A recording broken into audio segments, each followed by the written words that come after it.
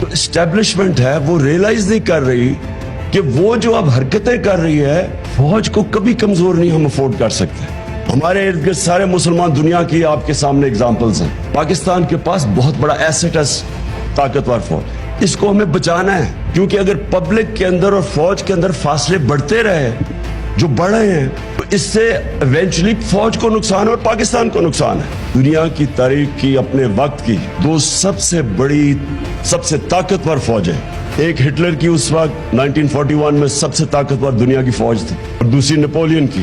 دونوں فوجیں تباہ ہو گئی روس کے اندر. کیسے تباہ ہوئی؟ روس کی انہوں نے جب اٹیک کیا تو سردی آنی شروع ہو گئی. بڑے لوگوں نے سمجھایا, اپنے جنرلز نے, اپنے ٹاپ کو جو 2-3 تھے لیکن ڈرتے تھے. نیپولین کا بھی بہت بڑا اسٹیچر تھا اور ہٹلر سنتا ہی نہیں تھا. انہوں نے سمجھایا کہ جی سردیاں آ رہی ہیں. کوئی بھی لیڈر اپنے آپ کو عقل کل نہیں سمجھنا چاہیے. غلطیاں ہوتی ہیں لیڈر سے. بہتر یہ ہوتا ہے کہ غلطی پہچان کے, تو وہ کہتے ہیں نا when you are in a hole stop digging. آپ کو پتا ہونا چاہیے کہ یہ اب میرے سے غلطی ہو گئی تو اب واپس آ جائیں.